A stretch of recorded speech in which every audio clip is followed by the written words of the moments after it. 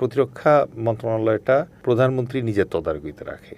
যখন জুলাই বিপ্লবটা হইলো তারপরে এখন আমি একটু আঁচ করতে পারি যে কেন এটা হাসিনা নিজের হাতে রাখতো। এটা প্রধানমন্ত্রী নিজের হাতে না রাখলে তো এটা সম্ভব হইতো না এতদিন। আমি তো বাইরে যুদ্ধ করতে চাইতেছি না, আমার যুদ্ধ তো দেশে। তো আমি পাঞ্জাবে কেমনে যুদ্ধ করবো, এই ট্রেনিং আমার নেওয়ার দরকার কি? আমি ট্রেনিং নিবো যে গোমতো নদীতে আমি কেমনে হারাবো? যে আমাদের কনসেপ্ট হচ্ছে সজারের কনসেপ্ট। হাতি যখন এসে পাড়া দেওয়ার চেষ্টা করবে তুমি কাঁটা তুলে দিবা, এরপরে দেখবো ও পানিয়ে দৌড়াইতেছে। বাংলাদেশে আলাদা কেন প্রতিরক্ষা মন্ত্রী হয় না? আমরা আমাদের পাশের যত কান্ট্রিতে দেখি, পাকিস্তান, ভারত, নেপাল, শ্রীলঙ্কা, ভুটান, মালদ্বীপের মতো ছোটো দেশের প্রতিরক্ষামন্ত্রী আলাদা হয়। বাংলাদেশে কেন প্রতিরক্ষামন্ত্রী আলাদা হয় না? এবং আপনি যদি একজন প্রতিরক্ষামন্ত্রী হতে পারতেন সেখানে আপনার কী ভূমিকাটা থাকতো? যেহেতু আপনি আর্মিটা তো সেনাবাহিনী, নৌবাহিনী, বিমান বাহিনী প্রতিরক্ষামন্ত্রীর আন্ডারে। না, এই জায়গায় এটা ট্র্যাডিশনালি এরকম হয়ে আসছে আর কি বাংলাদেশে। ইভেন আপনি দেখবেন যে স্পেনের প্রতিরক্ষামন্ত্রী একজন ভদ্রমহিলা, ফেসবুকে একদিন পোস্ট দিছিলাম যে মানে ওই ভদ্রমহিলার ছবি দিয়ে আমি দিছি যে at least Spain has got a defence minister. তো বাংলাদেশের ক্ষেত্রে যেটা হয়েছে যে প্রতিরক্ষা মন্ত্রণালয়টা প্রধানমন্ত্রী নিজের তদারকিতে রাখে। আগে অন্যরকম ভাবতাম, গত 17 বছর পরে যখন জুলাই বিপ্লবটা হইলো তারপরে এখন আমি একটু আঁচ করতে পারি যে কেন এটা হাসিনা নিজের হাতে রাখতো। আচ্ছা, ঠিক আছে, কারণ আর্মির যারা সৈনিক আছে, অফিসার আছে, ইয়াং যারা আছে, তারা তো মানে জেনে শুনে মরতে চাইবে না, রাইট? সো তারা তো চাইবে যে তাদের আর্মিটা শক্তিশালী হোক। আজকে আপনি চিন্তা করেন, আমাদের যদি এয়ারফোর্সের এক স্কোয়াড্রন মাল্টি রোল বিমান থাকতো তাহলে একটা রোহিঙ্গা আমাদের দেশে ঢুকতো না, রাইট? ঠিক আছে, কারণ আপনার স্ট্রেট বলতেন যে তোমার বর্ডার যদি ক্রস করে তোমার লোকজন, আমি কিন্তু গিয়া রেঙ্গুন আর নেপেদো যে আছে ওখানে ফায়ার করব। কারণ বাঙালি মনে করেন যে বার্মার সাথে যুদ্ধে জীবনে হারবে না। বাংলাদেশের এখন যে স্টেট আছে এটা দিয়ে জীবনে হারবে না, মানে জিততে হলে 3:1 লাগে। এটাও সত্যি কথা, আমরা ওদের বিরুদ্ধে হয়তো পুরোপুরি জিতবো না, ওই ইরান আমেরিকার মতো পরিস্থিতি, মানে স্টেলমেট হয়ে থাকবে। তো এই জায়গাটাতে এসে এখন কিছুটা আজ করা যায় যে কেন প্রধানমন্ত্রী নিজের হাতে রাখে। এটা হয়তো এটাই কারণ, বাট এটা তো আসলে কোনো ব্যাখ্যা নেই। অনেকটা বলা চলে যে সেনাবাহিনীর উপর নিয়ন্ত্রণটা ধরে রাখা, এটাই। কারণ বাংলাদেশের সেনাবাহিনী তো রাজনীতিতে একটা বড় রোল আগে পরে।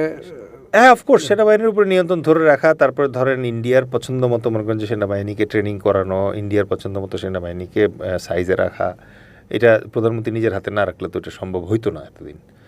এখন কেন রাখবে জানি না, এখন হয়তো প্রধানমন্ত্রী বলে দিলেই তো হয় প্রতিরক্ষামন্ত্রীকে যে ওইটা ওইভাবে করো, ওইটা ওইভাবে করো। এটা মন্ত্রণালয়টা আলাদা করার মনে হয় যে মূল কারণ কি এটাই যে এখন ধরেন বাবর সাহেবরে আপনি প্রতিরক্ষামন্ত্রী বানাইলেন, আপনি চাইলে কি ভুল একটা কাজ করাইতে পারবেন? অথবা আমি হইলাম প্রতিরক্ষামন্ত্রী বা আপনি প্রধানমন্ত্রী হয়ে আমি বললেই আমি করে ফেলবো দেশের বিরোধী একটা কাজ, আমি তো এটা হইতে দিব না।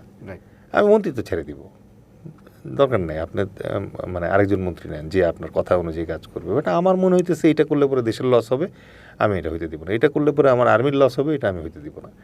That is the thing.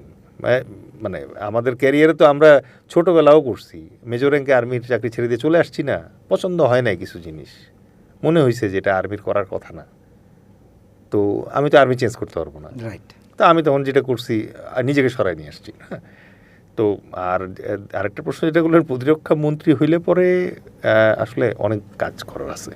যেমন আমাদের ডিফেন্স পলিসি নাই, ঠিক আছে, আমাদের বাংলাদেশে এখনো ডিফেন্স পলিসি নাই, ওইটা সিজন করার কাজ আছে। তারপরে ধরেন Bangladesh army, navy, air force already যথেষ্ট কেপেবল, বাট এটাকে আরও কেপেবল করার দরকার আছে, সুযোগ আছে, ইনোভেটিভ ওয়েতে ভাবার ব্যাপার আছে।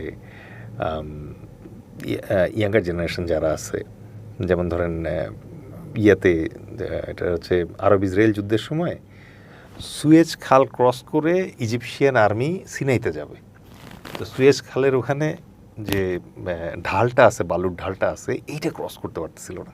মানে উপরে কি সৈন্য ছিল, ওই পাশে ইয়ারা ইসরায়েলের ওরা আছে, তো ওই বালুর যে ঢালটা বানাইছে ওই ঢালটা তারা ক্রস করতে পারতেছিল না। এখন অনেক সিনিয়র অফিসাররা অনেক কিছু চিন্তা করতেছিল, হঠাৎ করে একজন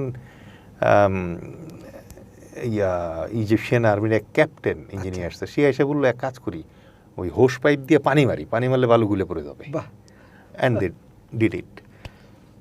আজকে আপনি BH লিটল হার্টের নাম শুনে থাকবেন, উনি হচ্ছেন একজন বিখ্যাত ব্রিটিশ সমরবিদ, ঠিক আছে, ও বেচারা ক্যাপ্টেন র্যাঙ্কে ছিল, ওই যে সমরবিদের উপর যে কয়েকটা বইও তো লেখা আছে। হ্যাঁ, ওনার প্রচুর বই আছে। বিএস লিটল হার্টের চমৎকার চমৎকার বই আছে। তো ওই লিটল হার্ট ছিলেন ব্রিটিশ আর্মির ক্যাপ্টেন। উনি যদি কর্নেল হইতেন তাইলে লিটল হার্ট হইতে পারতেন না। Right. ঠিক আছে?